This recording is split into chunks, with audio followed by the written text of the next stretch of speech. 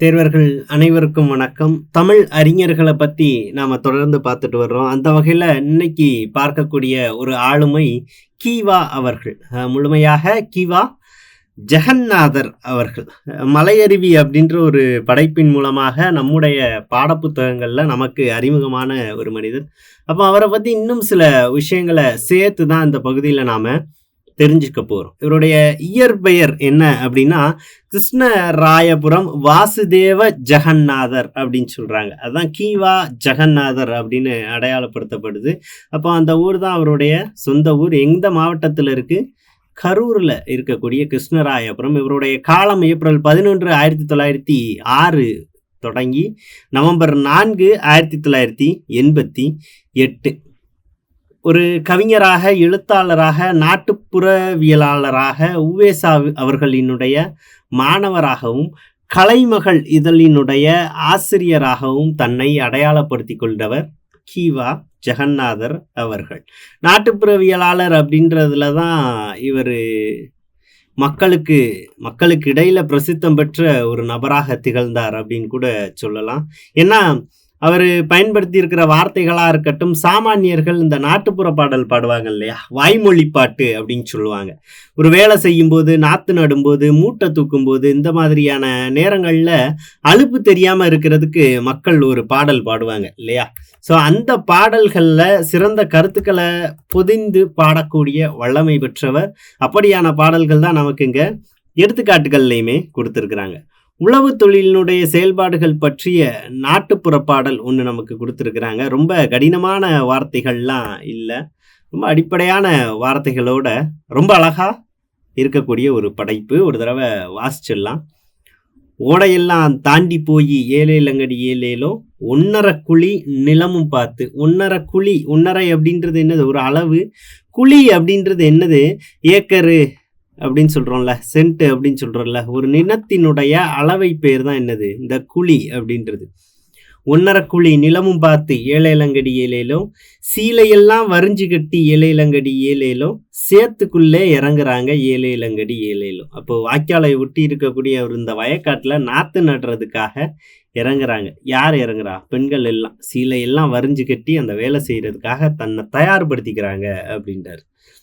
நாத்தெல்லாம் பிடுங்கையில ஏலேலங்கடி ஏலேலோ, நண்டும் சேர்த்து பிடிக்கிறாங்க ஏலேலங்கடி ஏலேலோ, ஒரு சாணுக்கு ஒரு நாத்து தான் ஏலேலங்கடி ஏலேலோ, ஓடியோடி நட்டோம் ஐயா ஏலேலங்கடி ஏலேலோ. அப்ப நாம பழங்கால இலக்கியங்கள்ல படிக்கிறோம், வயல்வெளிகள்ல தேங்கி நிறைந்த தண்ணீர்ல நிறைய மீன் இருந்துச்சு, இந்த விவசாயிகள் நாத்து நட்டுட்டு மீனை பிடிச்சிட்டு வந்து சமைச்சு சாப்பிட்டாங்க, அவ்வளவு வளமிக்க ஒரு பகுதியா நம்முடைய மண் இருந்தது அப்படின்னு சொல்றாங்க. அதே தான் அங்க வயல் நண்டும் பிடிக்கிறாங்க அப்படின்னு சொல்றாங்க. அதே மாதிரி ஒரு சாணுக்கு ஒரு நாத்து. தென்னை மரம் நட்டும்போது இடையில தேர் போற அளவுக்கு இடம் இருக்கணும் அப்படின்னு சொல்லுவாங்க இல்லையா. வாழை நட்டும்போது இடையில ஒரு மாட்டு வண்டி போற அளவுக்கு இடம் இருக்கணும் அப்படின்னு சொல்லுவாங்க. அப்ப இது எல்லாமே ஒரு வரையறை. ஒவ்வொரு பயிர் நட்டும் போதும் இவ்வளவு இடைவெளி விடணும் அப்படின்றது. அது கடந்து அதிகமாக வளர முடியாத ஊடு பயிர்களை அந்த இடத்துல நாம பயிரிடுறோம். இதுதான் விவசாயத்தினுடைய அந்த அழகியல் அப்படின்னு சொல்லலாம். அதை அப்படியே வெளிப்படுத்தும் விதமாக இந்த வரிகள் இருக்குது. மடமடன்னு மடை வழியே ஏலேலங்கடி ஏலேலோ, மண் குளிர தண்ணீர் பாய ஏலேலங்கடி ஏலேலோ, சாலு சாலா தாளு விட்டு ஏலேலங்கடி ஏலேலோ, 4 நாளா வளருதம்மா ஏலேலங்கடி ஏலேலோ, மணி போல பால் பிடித்து மனதையெல்லாம் மயக்குதம்மா ஏலேலங்கடி ஏலேலோ, அறுப்பறுக்க ஆளுக்கெல்லாம் ஆளு பணம் கொடுத்து வாரான் ஏலேலங்கடி ஏலேலோ. அப்ப அந்த நெல் வளர்ற அந்த காலத்தை ரொம்ப சுவாரஸ்யமாக வெளிப்படுத்துறாங்க. இந்த பால் பிடித்து அப்படின்னு சொல்லுவாங்க இல்லையா. ஸோ நெல்லுலையுமே அந்த பால் உண்டு. அது அந்த மனம்தான் என்ன சொல்றது, வயலுக்கு உண்டான ஒரு அழகியலை இல்லையா. ஸோ அப்போ அதுக்கப்புறம் அறுக்கிறதுக்கு அதற்கான கூலி ஆட்களை தயார் பண்ணுறாங்க.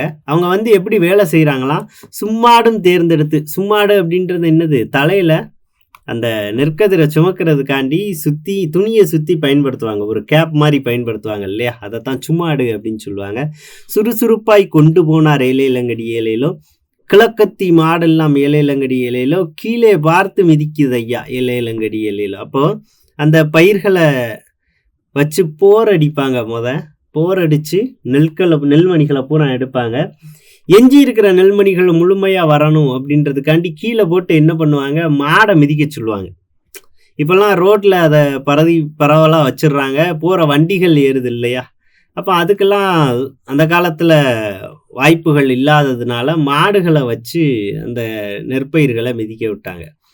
கால் படவும் கதிர் பூரா ஏழை இளங்கடி ஏழையில கலலுதையா மணிமணியா அப்படின்னு சொல்கிறாங்க. ஸோ அப்போ அந்த கால் பட்ட உடனே அந்த அதில் எஞ்சி இருக்கக்கூடிய நெல் மணிகள்லாம் என்ன ஆகுதான், ஒவ்வொன்றா மணிமணியாக வெளியில் வருது அப்படின்னு சொல்கிறாங்க. சரிங்களா? ஸோ அப்போ அதற்கான அந்த பாடலின் பொருள் தான் நமக்கு அடுத்த பகுதியில் கொடுத்துருக்குறாங்க. ஸோ இந்த பகுதி நாம் படிக்கும்போதே தெரிஞ்சிருக்கும் எதை பற்றி பேசுது அப்படின்றது. அந்த விவசாயத்தினுடைய அழகியல் தான். சரியா? அதில் நம்ம பார்த்த அந்த குழி அப்படின்றது என்னது, நிலத்தினுடைய ஒரு அளவை பெயர். சான் அப்படின்றது நீட்டல் அளவை பெயர், ஒரு சென்டிமீட்டரில் சொல்லலாம் இல்லையா? அதனால தான் என்ன சொல்கிறோம், நீட்டல் அளவை பெயர். மணி அப்படின்றது என்னது, முற்றிய நெல், அதான் மணியாய் அப்படின்னு சொல்கிறாங்க. சும்மாடு நாம் ஏற்கனவே பார்த்தோம். சீலை அப்படின்றது அவங்க கட்டியிருக்கக்கூடிய அந்த சேலையை குறிக்கக்கூடியது. வயலுக்கு நீர் வரக்கூடிய வழியை தான் என்ன சொல்கிறோம், மடை அப்படின்னு சொல்கிறோம். உதிர்தல் அப்படின்றதா என்னது, கலழுதல் அப்படின்னு சொல்கிறோம். இந்த போரடித்தல் அப்படின்றது என்னது, அந்த நெற்கயிறை கையில் எடுத்து காற்று வரக்கூடிய திசையில் அதற்கு ஏற்றவாறு அடிப்பாங்க. நெல்மணிகள் பிரிஞ்சு வரும். மிச்சம் இருக்கிறத மாடுகளை வச்சு மிதிக்க வைப்பாங்க இல்லையா? அறுவடை செய்த நெற்கதிர்களை களத்தில் அடித்து நெல்லை பிரிப்பர். நெற்றாலில் எஞ்சியிருக்கும் நெல்மணிகளை பிரிப்பதற்காக மாடுகளை கொண்டு மிதிக்கச் செய்வர். அதுக்கு பேர் தான் என்னது, போரடித்தல். ஆனால் அந்த காலத்தில் என்ன இருந்துச்சா, மாடு கட்டி போரடித்தால் மாளாது சென்னல் என்று ஆணை கட்டி போரடித்த அழகான தென்மதுரை அப்படின்னு சொல்றாங்க. அப்போ மாட்டுக்கு பதிலாக யானையை பயன்படுத்தக்கூடிய அளவுக்கு உற்பத்தி அப்படின்றது தமிழகத்துல மிக அதிகமாக இருந்துச்சு, குறிப்பாக தென்மதுரையில் அப்படின்னு இந்த பாடல் வழியாக நமக்கு அடையாளப்படுத்துகிறாங்க. ஸோ அங்கே பார்த்ததுக்கு உண்டான ஒரு எடுத்துக்காட்டு தான். மக்கள் ஓடையை ஒட்டி ஒரு வயலை தேர்ந்தெடுக்கிறாங்க, அங்கே போய் நாற்று நடுறாங்க. ஒரு சாணுக்கு ஒரு நாற்று வீதம் சுறுசுறுப்பாக நட்டனர். நட்ட நெற்பயிர்கள் வரிசையாக வளர்ந்து நின்றுச்சு. பால் பிடித்து முற்றிய நெல்மணிகள் மனம் மயங்குமாறு விளைந்தன. அறுவடை செய்யும் ஆட்களுக்கு பணம் கொடுத்தனர். அறுவடை செய்த நெற்றாள்களை என்ன பண்ணாங்க, கட்டுக்கட்டாக கொண்டு போய் போரடிக்கிறாங்க இல்லையா? ஸோ கட்டுக்கட்டாக கொண்டு போய் போரடிக்கிறாங்க.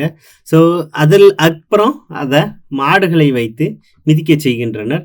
மாடு மிதித்த நெற்கதிர்களில் இருந்து நெல்மணிகள் மணிமணியாக உதிர்ந்தன அப்படின்னு சொல்கிறாங்க. ஸோ அப்போ அந்த ஒரு நெல் விளைய வைத்து அதை நெல்மணியாக மாற்றுவதற்குண்டான அந்த செயல்பாடு, அதை ரொம்ப அழகாக வழக்கு மொழியில் சொல்லியிருக்கிறாங்க. இதை தொகுத்தவர் யார், கி.வா. ஜெகநாதர் அவர்கள். தொகுத்த நூல் மலை அருவி அப்படின்னு சொல்கிறாங்க.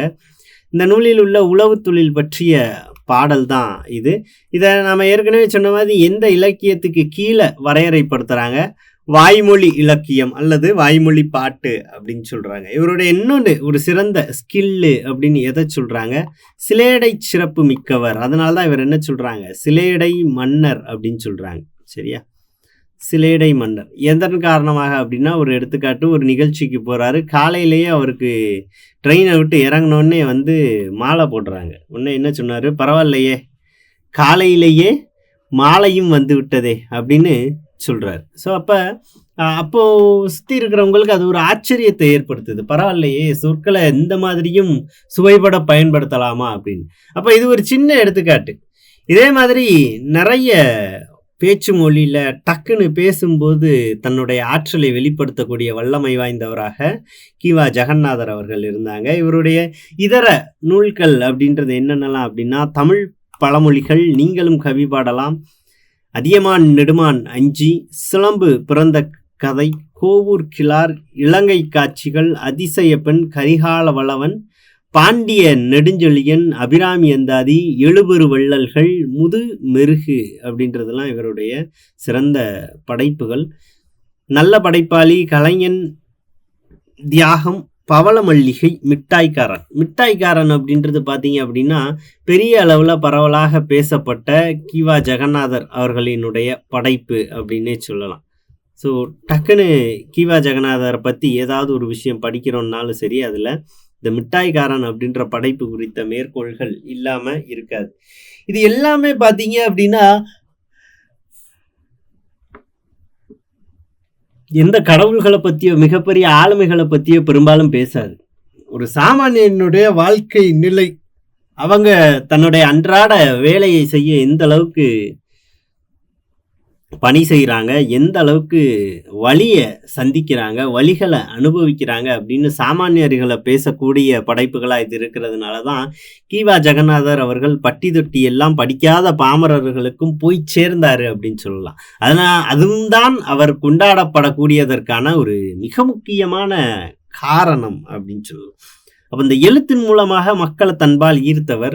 அடுத்து நாம பார்க்கக்கூடியவர் அப்படின்னா, தன்னுடைய எழுத்தின் மூலமாக மக்களின் உணர்ச்சிகளை, சுதந்திர தாகத்தை தூண்டியவர் அப்படின்னு சொல்லலாம். ஸோ அப்பேற்பட்ட ஆளுமை யாரு அப்படின்னா, நாமக்கல் கவிஞர் அவர்கள். நாமக்கல் கவிஞர் அப்படின்னா நமக்கு டக்குன்னு ஞாபகம் வரக்கூடியது என்னது? அவருடைய இயற்பெயர் எல்லாருமே ஏற்கனவே படிச்சிருக்கிறோம். யார் அது?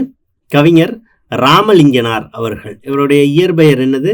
ராமலிங்கம் பிள்ளை. பெற்றோர் வெங்கடராம பிள்ளை, அம்மணியம்மாள் அவர்களுடைய இந்த தம்பதியினுடைய 8வது மகனாக ராமலிங்கனார் அவர்கள் பெற்றெடுக்கப்படுகிறார். ஊர் நாமக்கல் மாவட்டம், மோகனூர் தான் இவருடைய ஊர். காலம் 19 அக்டோபர் 1888 முதல் 24 ஆகஸ்ட் 1972. இவருடைய சிறப்பு பெயர்கள் அப்படின்றது பார்த்தோம்னா, நாமக்கல் கவிஞர், காந்திய கவிஞர், ஆஸ்தான கவிஞர், காங்கிரஸ் புலவர் அப்படின்னு அழைக்கப்படுறார். நிறைய நேரங்கள்ல இது நமக்கு கேள்வியா இருந்திருக்கு. காந்திய கவிஞர் அப்படின்னு ஏன் சொல்றோம் அப்படின்னா, ஒரு கோபம் இருந்தாலும் அதே நேரத்துல அவருடைய எழுத்துக்கள்ல காந்தியினுடைய சிந்தனைகளினுடைய தாக்கம் அப்படின்றது நிறைய நேரங்கள்ல இருக்கும். அதை கண்டறியலாம். இவருடைய இன்னும் சில படைப்புகள்னா 3 இசை நாவல்கள், 12 கட்டுரைகள், 3 சுயசரிதைகள், 5 புதினங்கள், 7 இலக்கிய திறனாய்வுகள், 10 கவிதை தொகுப்புகள், 5 சிறுகாப்பியங்கள், 4 மொழிபெயர்ப்பு நூல்கள் உட்பட பல்வேறு படைப்புகளை தந்தவர். அதுல கவிதை தொகுப்பு அப்படின்னு அடிப்படையா பார்த்தோம்னா, தெய்வத் திருமலர், தமிழ்த்தேன் மலர், காந்திய மலர், தேசிய மலர், சமுதாய மலர், பெரியோர் புகழ் மலர், திருநாள் மலர், சிறுகாப்பிய மலர், இசை மலர், அறிவுரை மலர், பல்சுவை மலர் போன்ற படைப்புகளை தந்தவர். கவிதை தொகுப்புகள்னாலே மலர் மலர் தான் முடியுது இல்லையா? ரொம்ப சுலபமா அடையாளப்படுத்திலாம். அவருடைய நூல்கள் அப்படின்னு பார்த்தோம்னா, அவனும் அவளும், இலக்கிய இன்பம், தமிழன் இதயம், என் கதை, சங்கொலி, கவிதாஞ்சலி, தாயார் கொடுத்த தனம், தேமதுர தமிழோசை, பிரார்த்தனை, இசைத்தமிழ், தமிழ் தேர், நாமக்கல் கவிஞர் பாடல்கள், மலைக்கள்ளன், கம்பரும் வால்மீகியும் என்கிற உரைநடை நூல். அப்ப இதுல புத்தகத்துல பாத்தீங்கன்னா ஒரு 3 தான். என் கதை, சங்கொலி, மலைக்கள்ளன், எங்கெங்கு தேடினும் அப்படின்னு ஒண்ணு பார்த்திருப்போம் இல்லையா? யாதுமாகி நின்றாய் அப்படின்றது பார்த்திருப்போம். அப்ப அதெல்லாம் அந்த பகுதியில கொடுக்கலனாலும் அதையும் நாம தெரிஞ்சு வச்சுக்கணும். அது கடந்து இந்த விஷயங்களை பத்தியும் ஒரு அடையாளம் நமக்கு வேண்டும். நாடகம்னு பார்த்தோம்னா, மாமன் மகள், சரவண சுந்தரம், காந்திய அரசியல் போன்ற மிகச்சிறந்த நாடக படைப்புகளை கொடுத்தவர். இதழ் அப்படின்றது கோவிந்தராச ஐயங்கார் அவர்களுடன் இணைந்து நடத்தப்பட்ட லோகமித்திரன் அப்படின்ற ஒரு இதழ். இவருடைய படைப்புகளை வெளியிட்டதா நமக்கு அடையாளப்படுத்துறாங்க. ஸோ அந்த அளவுக்கு ஒரு பத்திரிகையாளராக ஒரு சிறந்த பணியை மேற்கொண்டவராக நாமக்கல் கவிஞர் அவர்கள் அடையாளப்படுத்தப்படுகிறார். இவர் பரவலாக பேசப்பட்டதற்கான காரணம் ஒரே ஒரு பாட்டு தான். அதுக்கு முன்னாடி அவருடைய சில சிறப்புகளை நமக்கு கொடுத்துருக்குறாங்க. என்ன அப்படின்னு பார்த்தோம்லாம், அவருடைய செயல்பாடுகளில் காந்தியடிகள்லையும் அவருடைய பாடல் வரிகளில் பாரதியையும் தம் குருவாக ஏற்றுக்கொண்டவர். இவங்க 2 பேரினுடைய பிரதிபலிப்பும் அதில் இருக்கும் அப்படின்னு சொல்றாங்க. ஒரு மிகச்சிறந்த ஓவியர். முதலாக இவர் வரைந்த படம் யாருடையது அப்படின்னா, திரு ராமகிருஷ்ண பரமஹம்சர் அவருடையது. இவருடைய பாடல்களில் காந்திய சிந்தனை முழுரும். இவரின் பாடல்களை தொகுத்து வெளியிட்டவர் யார்? தணிகை உலகநாதன். இன்னும் மிகச்சிறந்த சிறப்புகள் அப்படின்னு வச்சுக்கிட்டோம் அப்படின்னா, தமிழக அரசினுடைய முதல் அரசவை கவிஞர் யாரு? நாமக்கல் கவிஞர் அவர்கள். திலகர் விதைத்த வித்து தான் யாரு? பாரதியாக முளைத்தது. காந்தி தூவிய விதை நாமக்கல் கவிஞராக தோன்றியது அப்படின்னு ராஜாஜி அவர்கள் புகழாரம் சூட்டியிருக்கிறார். அதே மாதிரி பாரதி என்ன சொல்லியிருக்கிறாரு? பலே பாண்டியா, நீர் ஒரு புலவர் என்பதில் ஐயமில்லை அப்படின்னு பாரதியாரே புகழ்ந்திருக்கிறாரு. தமிழகத்தினுடைய சட்ட மேலவை உறுப்பினராக நியமனம் செய்யப்பட்டவர், பதவி வகித்தவர். அதே நேரத்தில் நம்ம வரலாற்றில் படிக்கணும் இல்லையா? ஸோ காயினில் 5ஆம் ஜார்ஜினுடைய படம் இருந்துச்சு. அதை ஒரு குறிப்பிட்ட காலம் வரைக்கும் நாம் பின்பற்றணும் அப்படின்னு. அப்பேற்பட்ட 5ஆம் ஜார்ஜ் மன்னனுக்கு பாரத மாதா முடிசீட்டுவது போல் ஓவியம் வரைந்து தங்கப்பதக்கத்தை வென்ற ஒரு ஆளுமையாக நாமக்கல் கவிஞரை அடையாளப்படுத்தப்படுகிறது. இவர் தமிழறிஞர், கவிஞர், விடுதலை போராட்ட வீரர் அப்படின்னு ஒரு மல்டிபிள் பர்சனாலிட்டி, பன்முகத்தன்மை கொண்டவர். முத்தமிழிலும் ஓவிய கலையிலும் வல்லவர், சிறந்த விடுதலை போராட்ட வீரரும் ஆவார். ஸோ உப்பு சத்தியாகிரகத்துல இவருடைய பாடல்கள் எல்லோருக்கும் ஒரு உத்வேகத்தை கொடுத்துச்சு அப்படின்னே சொல்லலாம். ஒரு வழிநடை பாடலா இருந்துச்சு அப்படின்றது. அதுதான் எந்த பாடல்? கத்தியின்றி ரத்தமின்றி யுத்தம் ஒன்று வருகுது, சத்தியத்தின் நித்தியத்தை நம்பும் யாரும் சேருவீர். என்ன சொல்லிட்டாரு? கத்தியும் இல்ல, ரத்தமும் இல்ல. அப்ப அது என்னது? அகிம்சை. அதுதான் காந்திய வெள்ளி. அதனாலதான் இவர் என்ன சொல்லி அழைக்கப்படுறாரு? காந்திய கவிஞர் அப்படின்னு சொல்லி அழைக்கப்படுறாரு. கண்டதில்லை கேட்டதில்லை சண்டை இந்த மாதிரி, பண்டு செய்த புண்ணியந்தான் பழித்ததே நாம் பார்த்திட, காந்தி என்ற சாந்த மூர்த்தி தேர்ந்து காட்டும் நன்னெறி அப்படின்னு பாடியிருப்பார் இல்லையா? அப்ப காந்தியத்தை பின்பற்ற சொல்லியிருப்பாரு, காந்தியத்தை பிரதிபலிச்சிருப்பாரு அப்படின்னே சொல்லலாம். விடுதலை போராட்ட வீரர்கள் அனைவராலும் உணர்ச்சியுடன் பாடப்பெற்ற புகழ்மிக்க பாடலாகும். வேதாரண்யம் உப்பு சத்தியாகிரகத்துல, அதாவது ராஜாஜி தலைமையில நடந்த வேதாரண்யம் உப்பு சத்தியாகிரகத்துல பாடப்பட்ட ஒரு பாடலாக இது அடையாளப்படுத்தப்படுகிறது. தொடர்ந்து தமிழை மையப்படுத்தி தமிழை பெருமிதப்படுத்தும் விதமாக ஒரு படைப்பை கொடுத்திருப்பாரு. வாழ்விற்கு தேவையான அன்பையும் அறத்தையும் சொல்லித் தருவது நம் மொழி. காலச்சூழலுக்கு ஏற்ப மாற்றங்களையும் ஏற்று என்றும் இளமையோடு திகழ்வது தமிழ் மொழியினுடைய சிறப்பு அப்படின்னு சொல்லியிருப்பாரு. பாடல் வரிகள்: அருள்நெறி அறிவை தரலாகும், அதுவே தமிழன் குரலாகும், பொருள் பெற யாரையும் புகழாது, போற்றாதாரையும் இகழாது, கொல்லா விரதம் குறியாக, கொள்கை பொய்யா நெறியாக, எல்லா மனிதரும் இன்புறவே என்றும் இசைந்திடும் அன்பரமே, அன்பும் மரமும் ஊக்கிவிடும், அச்சம் என்பதை போக்கிவிடும், இன்பம் பொழுகிற வானொலியாம், எங்கள் தமிழனும் தேன்மொழியாம் அப்படின்னு சொல்லியிருப்பார். அப்ப யார் இகழ்ந்தாலும் அதை பத்தி கண்டுக்க கூடாது. அதே நேரத்துல நம்முடைய முன்னேற்றத்துல கவனமா இருக்கணும். அதே மாதிரி கால சூழலுக்கு ஏற்ப இங்கு பின்பற்றி வரக்கூடிய பல மொழிகளுக்கு நடுவுல தமிழ் மொழி தன்னைத்தானே புதுப்பித்துக் கொள்ளக்கூடிய வல்லமைகள் நிறைந்தது அப்படின்னு சொல்றார். ஸோ அதுதான் அந்த பகுதியில தமிழ் மொழி அருள் நெறிகளை நிரம்பி அறிவை தரக்கூடிய ஒரு மொழி. சரியா? ஸோ ஒரு மனிதனை ஆற்றுப்படுத்தக்கூடிய, வழி நடத்தக்கூடிய ஒரு வல்லமை இந்த மொழிக்கு மட்டும்தான் இருக்குது அப்படின்னு சொல்லக்கூடியதா அவருடைய படைப்புகள் இருக்கு. கொல்லாமையை குறிக்கோளாகவும் பொய்யாமையை கொள்கையாகவும் கொண்டு எல்லா மனிதர்களும் இன்புற்று வாழ இந்த அறமானது உதவுகிறது. அந்த அறத்தை ஒரு மனிதனுக்குள் விளைவிக்கக்கூடிய ஒரு மிக முக்கியமான பொறுப்பினை யாரு பெறா? இந்த தமிழ் மொழி பெறுகிறது அப்படின்னு சொல்றாங்க. அப்ப அப்பேற்பட்ட தமிழ் மொழியை பத்தி நிறைய சொல்லியிருப்பாரு. அதுல ஒரு சில மேற்கோள்கள் நமக்கு கொடுத்திருக்கிறாங்க. தமிழன் என்றோர் குணம் உண்டு, தனியே அவர்க்கோர், தமிழன் என்றோர் இனம் உண்டு, தனியே அவர்க்கோர் குணம் உண்டு அப்படின்றது. தமிழன் என்று சொல்லடா, தலை நிமிர்ந்து நில்லடா, இந்திய நாடிது என்னுடைய நாடே என்று தினம் நீ அதை பாடு, பாட்டாளி மக்களது பசிதீர வேண்டும், பணமன்ற மோகத்தின் விசை தீர வேண்டும் அப்படின்னு சொல்லியிருப்பாரு. கைத்தொழில் ஒன்றை கற்றுக்கொள், கவலை உனக்கில்லை ஒத்துக்கொள். அப்ப தமிழ் பத்தி மட்டும் புகழாம பொருளாதாரம், ஒரு தனி மனித வாழ்வியல், அவங்களுக்கு தேவையான வழிகாட்டுதல்கள் இதுவுமே அவருடைய படைப்புகள்ல தரப்பட்டுச்சு அப்படின்னே சொல்லலாம். பெற்றெடுத்த தமிழ் தாயை பின்னால் தள்ளி பிறமொழிக்கு சிறப்பளித்த பிழையை நீக்க ஊற்றெடுத்தே அன்புரையால் ஒழுங்க வைத்து உலகத்தில் தமிழ் மொழிக்கு நிகரம் உண்டோ, கற்றுணர்ந்தே அதன் இனிமை காண்பாய் என்று கம்பனோடு வள்ளுவனை சுட்டி காட்டி தெற்றன நம் அகக்கண்ணை திறந்து விட்ட தெய்வ கவி பாரதி ஓர் ஆசான் திண்ணம் அப்படின்றார். அப்ப அந்த தமிழ் மொழியினுடைய சிறப்பை கொண்டு போய் சேர்க்கறதுக்கு இந்த பாரதி எவ்வளவு பாடுபட்டிருக்கிறாரு. கம்பனை, வள்ளுவனை எல்லாத்தையும் அடுத்த தலைமுறைகிட்ட கொண்டு போய் சேர்த்த ஒரு மிக முக்கியமான கவிஞன் பாரதி. அவன் என்ன சொல்றது? பாரதி ஓர் ஆசான் திண்ணம் அப்படின்றார். ஒரு திண்மையான, அதாவது வலிமை வாய்ந்த ஒரு ஆசிரியராக பாரதியை நாம ஏத்துக்கலாம். எவ்வளவு விஷயங்கள் அடுத்த தலைமுறைக்காண்டி பண்ணியிருக்கிறாரு அப்படின்னு சொல்றாங்க. சுதந்திரம் தருகிற மகிழ்ச்சியை காட்டிலும் சுகந்தரம் உணர்ச்சியும் வேறுண்டோ, பதம் தரும் பெருமையும் பணம் தரும் போகமும் பார்த்தால் அதைவிட கீழென்றோம். இதம் தரும் மரங்களும் இசையுடன் வாழ்தலும் எல்லா சுதந்திரம் இருந்தால்தான் நிதம் தரும் துயர்களை நிமிர்ந்து நின்று எதிர்த்திட நிச்சயம் சுதந்திரம் அது வேண்டும். அப்போ பாசு பணம் எது வந்தாலும் சரி, ஒரு சுதந்திரம் தர்ற மகிழ்ச்சி மாதிரி வேற எதுவும் இங்க தந்துராது. அப்போ நீங்க சம்பாதிக்கிறது, உங்களை சுத்தி இருக்கக்கூடிய வளங்கள், இது எல்லாத்தையும் கடந்து சுதந்திரம் அப்படின்றது நமக்கும் சரி, இந்த எதிர்கால தலைமுறைக்கும் சரி அவ்வளவு அதிமுக்கியமானது அப்படின்னு சொல்றாங்க.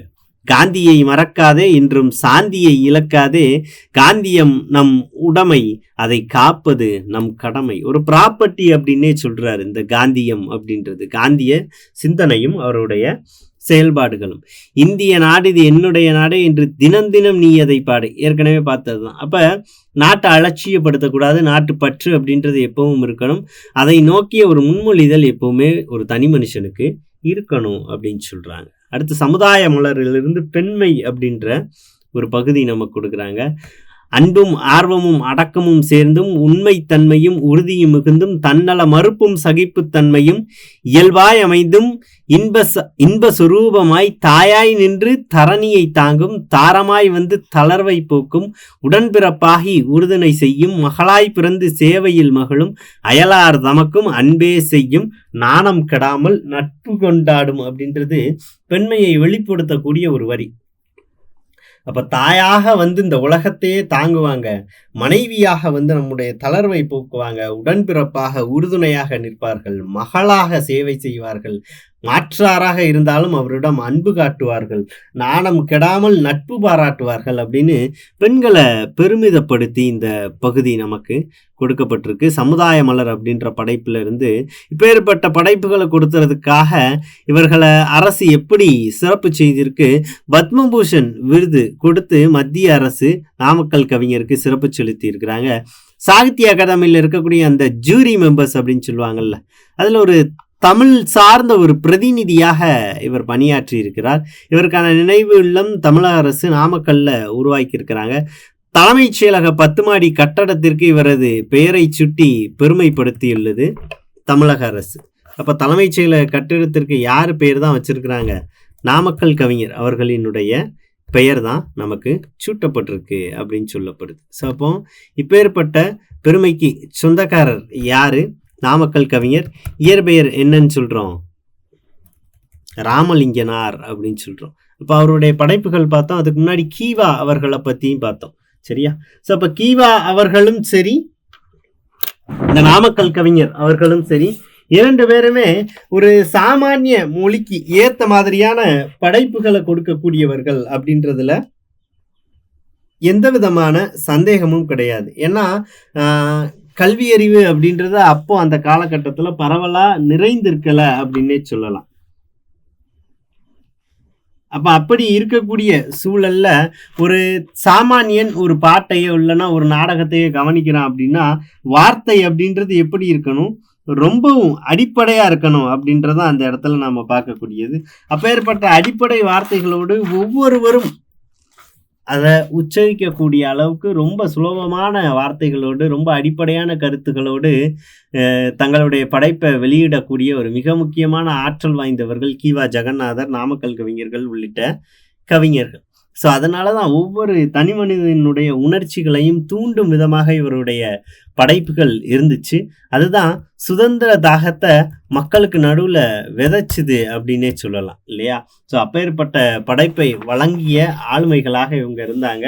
சுதந்திரத்திற்காக போராட்டம், ஆயுதமேந்திய போராட்டம் ஒரு பக்கம் நடந்துச்சு, அகிம்சையை பின்பற்றிய காந்திய செயல்பாடு ஒரு பக்கம் நடந்துச்சு. அப்படின்னா இந்த மாதிரியான பத்திரிகையாளர்கள், படைப்பாளிகள் இவங்க வந்து தங்களாலான ஒரு முயற்சியை அவங்களுடைய படைப்புகள் வாயிலாக செலுத்தினார்கள் இல்லையா?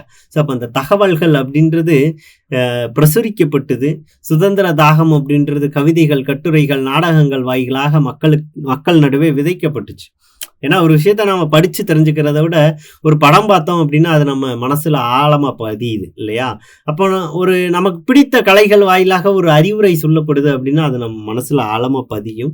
ஸோ அந்த வகையில சுதந்திரம் அப்படின்றது எவ்வளவு அழகான ஒரு விஷயம், எவ்வளவு பெரிய விஷயம் அப்படின்னு ஒவ்வொருத்தர்கிட்டையும் கொண்டு போய் சேர்க்கப்பட்டது. அது ஒரு ஆசையை தூண்டுச்சு. அந்த ஆசை பிற்காலத்தில் போராட்டமாக மாறியது. நம் தாய் திருநாடு விரைவிலேயே சுதந்திரமும் அடைந்தது. அதற்கான ஒரு மிக முக்கியமான பங்கு இந்த மாதிரியான கவிஞர்களினுடைய படைப்புகளும் தான் அப்படின்றதுல எந்த விதமான சந்தேகமும் இல்லை. அதனாலதான் அவங்களுடைய படைப்புகளை படிக்கும்போது பார்த்தோம் அப்படின்னா அந்த கூஸ்பம்ஸ் அப்படின்னு சொல்லுவாங்க இல்லையா, நமக்கே நம்முள்ள இருந்து யாரோ பேசுற மாதிரி இருக்கும். ரொம்ப உத்வேகம் அளிக்கக்கூடிய வரிகளா இருக்கும். அந்த வார்த்தை பயன்பாடு அப்படின்றது ரொம்பவே அழகானதாகவும் இருக்கும். சரியா? அதனாலதான் தேர்ந்தெடுக்கப்பட்டு இதெல்லாம் நமக்கு பாடப்பகுதியில கொடுக்கப்பட்டிருக்கு. மதிப்பெண்களுக்காக படிக்கிறோம் அப்படின்றது கடந்து இதெல்லாமே ரொம்ப ஒரு ரசனையோட அனுபவிச்சு படிச்சோம் அப்படின்னா மனப்பாடம் செய்ய வேண்டிய அவசியம் இல்லை. எப்பவுமே நம்முடைய நினைவுகள்ல இருக்கும். கேள்விகளும் எப்படி கேட்டாலும் அதற்கு பதில் அளிக்கக்கூடிய ஒரு சூழல் நம்ம கிட்ட எப்பவுமே நிறைந்திருக்கும். அந்த திறனை நாம ரொம்ப சுலபமா வளர்த்துக்கலாம் அப்படின்றது தான். சரி, நல்ல தலைப்புல அடுத்த வீடியோல சந்திக்கலாம். நன்றி.